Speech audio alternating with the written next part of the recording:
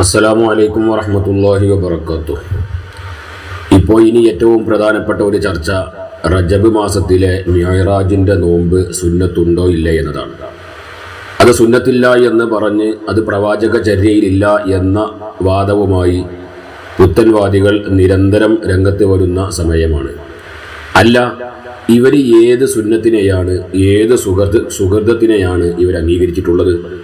5 വഖത്ത് നിസ്കാരത്തിൻ്റെ കാര്യത്തിൽ പോലും ഇസ്ലാം പഠിപ്പിച്ചിട്ടില്ലാത്ത കാര്യങ്ങൾ പറയുന്ന ഈ വിഭാഗത്തിൽ നിന്ന് ഏതെങ്കിലും ഒരു സുഗർദത്തിൻ്റെ കാര്യത്തിൽ, ഫർളായ നോമ്പിൻ്റെ കാര്യത്തിലടക്കം, എല്ലാ കാര്യത്തിലും, സക്കാത്തിൻ്റെ കാര്യത്തിലും അടക്കം ഇസ്ലാം പഠിപ്പിച്ച ആശയത്തിൻ്റെ അപ്പുറത്ത് സ്വന്തമായി പുതിയ ആശയങ്ങൾ മെനഞ്ഞുണ്ടാക്കിയ വഹാബികളും അതുപോലെയുള്ള ഇസ്ലാമിക സമൂഹത്തിലെ അവാന്തര വിഭാഗങ്ങളും മിഅ്റാജിൻ്റെ നോമ്പിനെ അംഗീകരിച്ചാൽ മാത്രമേ നമുക്ക് അത്ഭുതമുള്ളൂ. ഒരിക്കലും അംഗീകരിക്കാതിരിക്കുന്നതിൽ യാതൊരു അത്ഭുതവുമില്ല.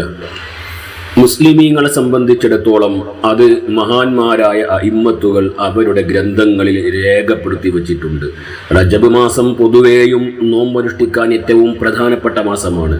ഹബീബായ മുത്തനബി സല്ലല്ലാഹു അലൈഹി വസല്ലമ തങ്ങൾ ധാരാളം നോമ്പുകൾ അനുഷ്ഠിച്ച മാസമാണ്. അതേപോലെ തന്നെ അവിടുന്ന് നോമ്പ് അനുഷ്ഠിക്കാൻ നിർദ്ദേശിച്ച മാസമാണ്.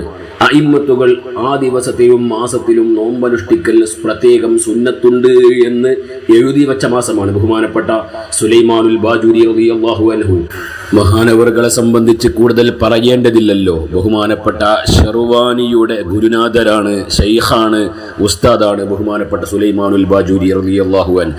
ബഹുമാനപ്പെട്ടവർ അവിടുത്തെ ബാജൂരിയിൽ വളരെ വ്യക്തമായി പറഞ്ഞിട്ടുണ്ട് ഈ മിഅ്റാജിൻ്റെ നോമ്പ് സുന്നത്താണ് എന്ന്. ബഹുമാനപ്പെട്ട ഇബ്നു ഹജറിൽ ഹൈതമി റളിയല്ലാഹു അൻഹു അവിടുത്തെ ഫത്ഹുൽ മുബീനിലും റജബ് മാസത്തിലെ സുന്നത്ത് നോമ്പ് ബിദ്അത്താണ് എന്ന് പറയുന്ന വിഭാഗത്തെ ഗണ്ണിക്കുകയും അവർ വിചാരിച്ചതുപോലെ വലൈസ കദാലിക ബിദ്അത്താണെന്ന് പലരും പറയാറുണ്ട് എങ്കിലും കാര്യം അങ്ങനെയല്ല എന്ന് ബഹുമാനപ്പെട്ട ഇബ്നു ഹജറിൽ ഹൈതമി തങ്ങൾ തന്നെ വളരെ വ്യക്തമായി പറഞ്ഞിട്ടുണ്ട്. അതുതന്നെ അവിടുന്ന് ഫതാവൽ കുബ്രയിലും പറഞ്ഞിട്ടുണ്ട്. ഇങ്ങനെ അഇമ്മത്തുകൾ നിരവധി ഗ്രന്ഥങ്ങളിൽ എഴുതി വച്ച സ്ഥിരപ്പെട്ട സുന്നത്താണ് റജബ് മാസത്തിലെയും മിഅ്റാജിൻ്റെയും നോമ്പ്. ബഹുമാനപ്പെട്ട ഹുജ്ജത്തുൽ ഇസ്ലാം അബൂ ഹാമിദിൽ ഒസ്സാലി റളിയല്ലാഹു അൻഹു അവിടുത്തെ ഇഹ്യയിൽ അതുമായി ബന്ധപ്പെട്ട ഹദീസ് ഉദ്ധരിച്ചിട്ടുണ്ട്. ബഹുമാനപ്പെട്ട അബൂ ഹുറൈറ റളിയല്ലാഹു അൻഹുവിനെ തൊട്ട് ബഹുമാനപ്പെട്ടവർ ഉദ്ധരിക്കുന്ന ഹദീസിൽ കാണാം, ഹബീബായ മുഹമ്മദുർ റസൂലുള്ളാഹി സ്വല്ലല്ലാഹു അലൈഹി വസല്ലമ തങ്ങൾ പറയുന്നു, അന്ന റസൂലുള്ളാഹി സ്വല്ലല്ലാഹു അലൈഹി വസല്ലമ ഖാൽ മൻ സ്വാമ യൗമ 27 മിൻ റജബ് കതബല്ലാഹു ലഹു സിയാമ 60 ശഹ്റ.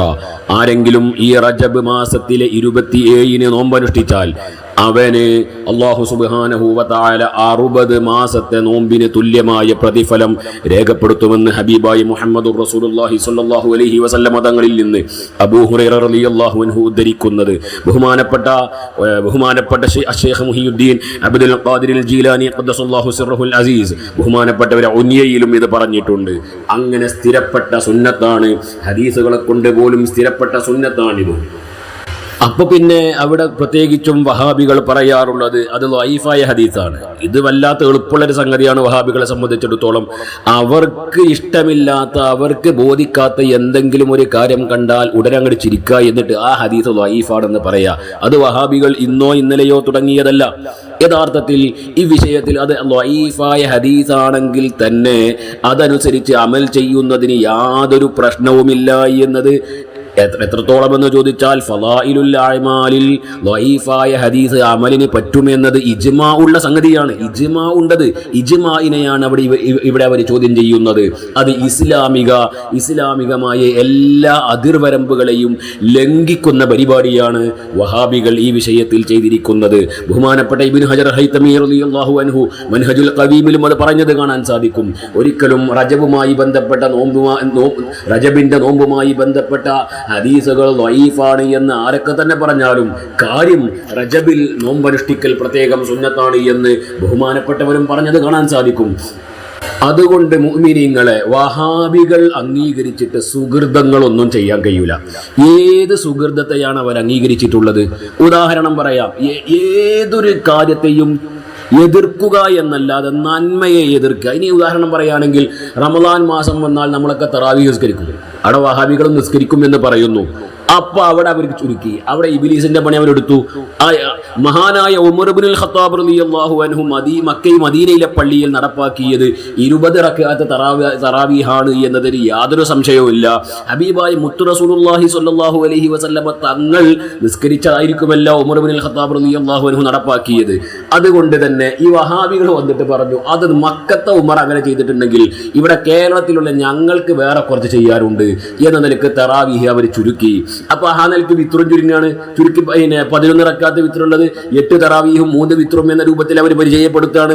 ഇനി അതേപോലെ ഏതൊരു നന്മയെയും ഒരു മനുഷ്യൻ മരിച്ചിടത്ത് അവന് ഏറ്റവും ആവശ്യം, മരിച്ചിങ്ങനെ കിടക്കുന്ന മനുഷ്യനെ സംബന്ധിച്ചിടത്തോളം മുഅ്മിനീങ്ങളാണല്ലോ നമ്മളെ സംബന്ധിച്ചിടത്തോളം അയാൾക്ക് ശാന്തിയും സമാധാനവുമാണ് അപ്പോൾ വേണ്ടത്.